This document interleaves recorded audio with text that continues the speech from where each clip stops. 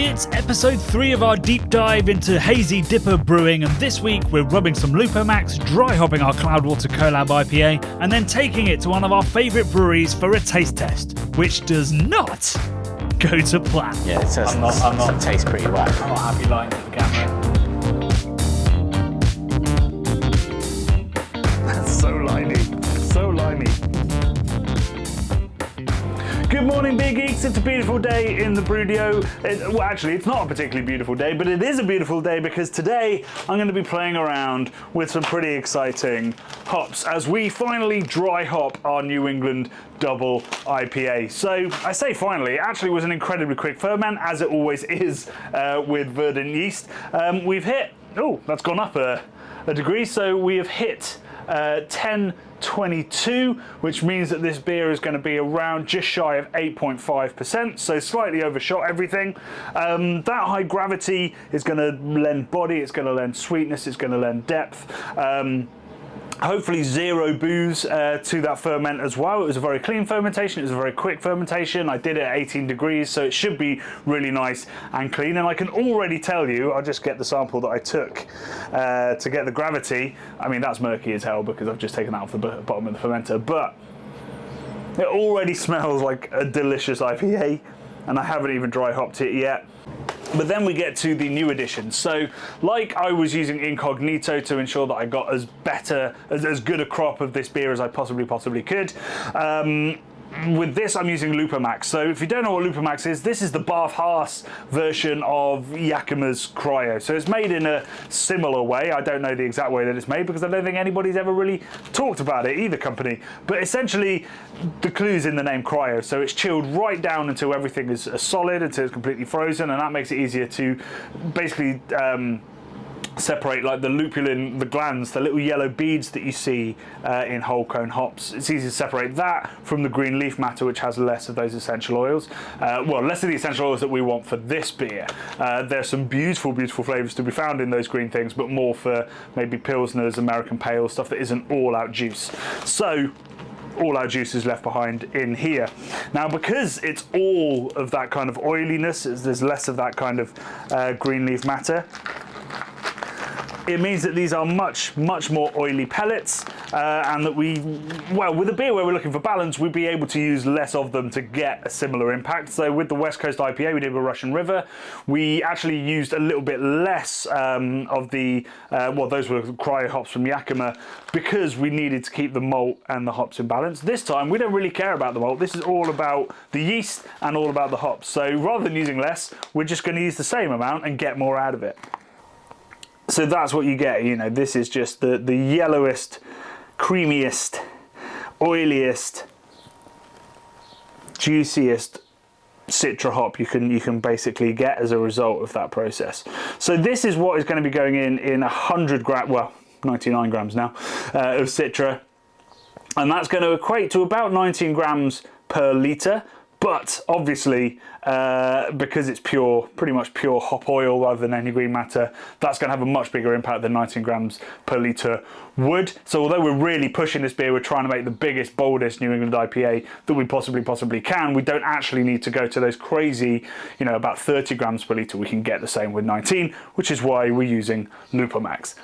So I'm just going to have a little rub of the Mosaic as well, because I can't help myself. Yeah, more mango-y and kind of sweaty gym sock, which I love about Mosaic because it's just so heady and silly and delicious and funky. Right, let's stop messing around with hops. Let's start with the Motueka, shall we? Amarillo going in.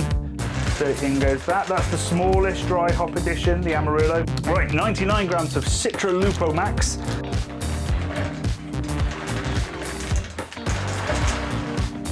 There you go, that's how many hops have gone in. I've blocked I've blocked my funnel. There we go. And then the Mosaic. Oh my god, it's so sweaty. Oh god, okay. Okay, so over 300 grams of delicious dry hops have gone into our New England IPA, and the headspace is completely purged thanks to me bubbling CO2 through the whole time.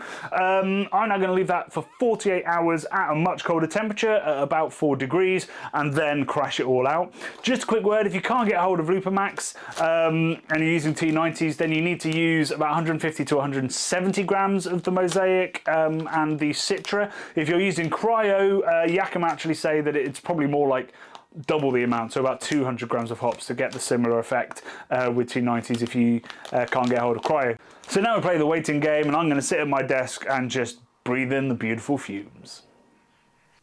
So I've been breathing in the fumes for the last couple of days, and I'm very pleased to say that I finally do have the real thing to breathe in, and I'm going to tell you about it later, because Brad and I were on a road trip last week filming something really, really exciting, and we were in Birmingham, and we thought, while we're on the road anyway, we might as well take our beer with us and see if we can get some professional opinions on the beer. And one brewer was thankfully up for it, so we managed to put our beer under the nose of the founder of Dig Brew in Birmingham. Unfortunately though, things didn't quite go to plan.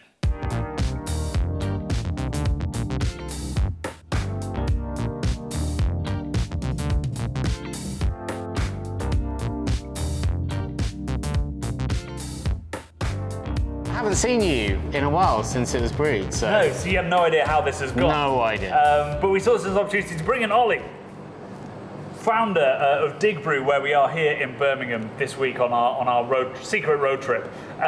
So we thought we could get the expert opinion of our double New England IPA. You mean me, right? Right? Yes, yeah. I'm talking about Brad here. Talking about... Okay. Looks the part.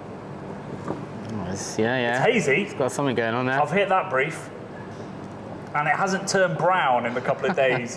It has been in the back of a hot car, and if you've seen our video about how quickly you can screw a beer over that way, you can watch that up here, but it makes a difference. There is head, and there is carbonation.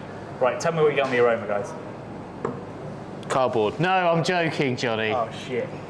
No, there's Diac on that. It's hot crap. Touch. There's orange in there as well. Yeah? I think so.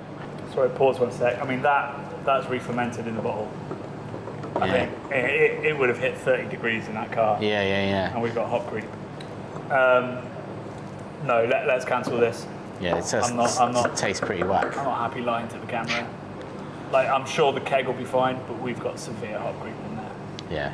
That's where you put the record scratch noise on, Johnny. Yeah, I use that a lot when we fuck up, yeah. And then it goes into the real talk. Yeah. And then it's take 2, and then we try it and it tastes good. It would be hilarious to then go and take 2 and then we're like, oh yeah, actually, pure margarita vibes. Yeah. I think the conversation we're having now is an important part of brewing, the reality of brewing. Once it leaves that happens not only at what would you call it? Homebrew scale. So you occasionally, if you go to tastings and be like, oh, this beer isn't where it should be, is that what you mean? Or? Yeah, that has happened in the past. There's also the relationship between, there was that Cloudwater dream, shouldn't have name dropped, there was that dream of everything being cold chain and every single bottle shop having fridges all over the place, and the reality of that, it's like saying, Tories should pay their taxes. Like, it's not going to happen. And how does New England IPA fit into that? And as the world as the beer scene settles down, the more sensible kind of relationships between the environment and the beers we will kind of come in. But then also the whole kind of like, do we lie? Do we see what we can get away with? And then having to choose the righteous path. It must be, conversations that breweries have all the time. Like, do we release this beer? And... Yeah. We've been to beer this week. Yeah? Painful. What's wrong with it? Dio. Texture's there for me. That's a silky beer, come on. Yeah, come on, that's pretty good. No, you've nailed that. Putting aside the horrendous way this beer has been treated over the course of this week, does it have a glimmer of success in it? Do you think there is a kernel in there somewhere of good stuff. Genius, maybe a good beer. What do you reckon? Genius is strong. Genius, certainly. Oh,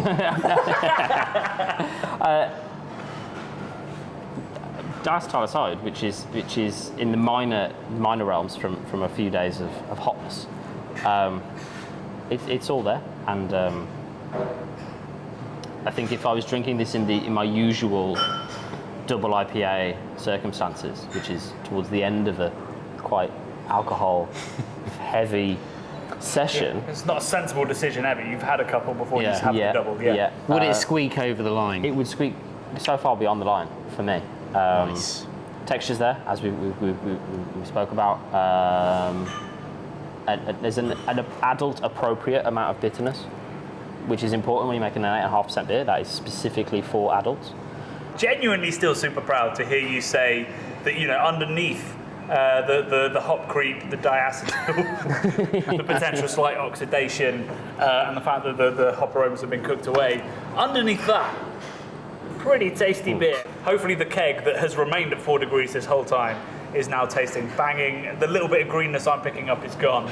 So it's back to the Brudio to see, and it'll only be me and Brad that know this, so there'll be no evidence out in the world that this beer is delicious, but I think it's gonna be. I think so too.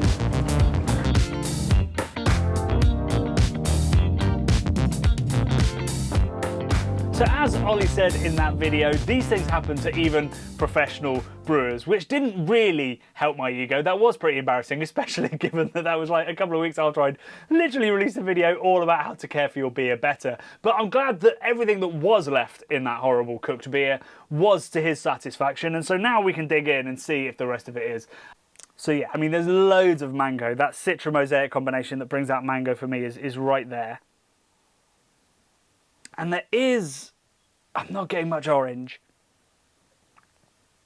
Amarillo is an interesting hop. It has shifted a little bit and become much more spicy and kind of fusel, almost boozy, old-fashioned orange kind of thing than a nice kind of lighter, brighter, zestier, fake orange kind of Cointreau.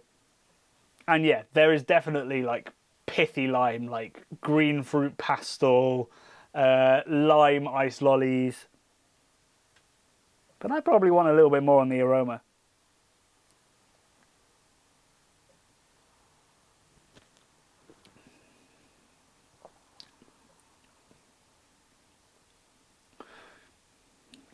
Excuse me.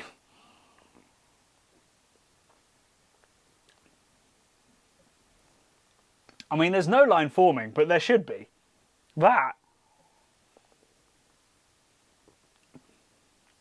as Brad would say, that is dangerously drinkable. Loads and loads of sweetness right up front from that high finishing gravity, from that verdant yeast that adds kind of apricot, really sort of stone, fleshy, fruity aromas. Then on the finish, when you get that bitterness, it aligns perfectly with that limey zest, so it is like biting into a lime. Sort of the dried mango thing as well is there throughout. It's really nicely structured. I'm really glad that I dialed up the bitterness, added a bit of Amarillo into the boil, because it really helps, A, with the texture, but B, with the kind of the perceived bitterness to sweetness ratio. It doesn't have any of the flaws, thank God, that were in the bottle, but there are some flaws.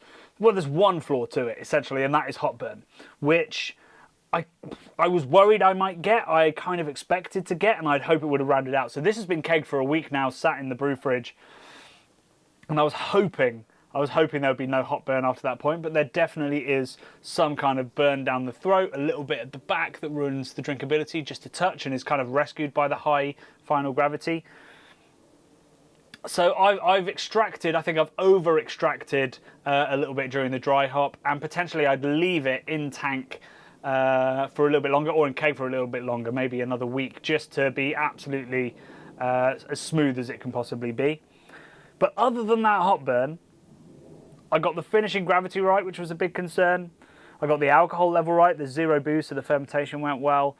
And using that cryo has really, really brought out loads of that mango while still not quite overpowering the lime. The lime is there on the finish and it's there just a bit on the start, so I'm going to make a little tweak to the recipe which you can use down below just to get a little bit more lime character in there. So now I need to bottle these and keep them in the fridge and deliver one to Brad at the very least so that he can taste this at its absolute best, because it is a marvellous beer, and the joy of homebrew is how fresh you get to drink it with friends. So I just need to find some of those, maybe get some of them to pretend they're queuing, and then yeah, fantasy fulfilled. Cheers.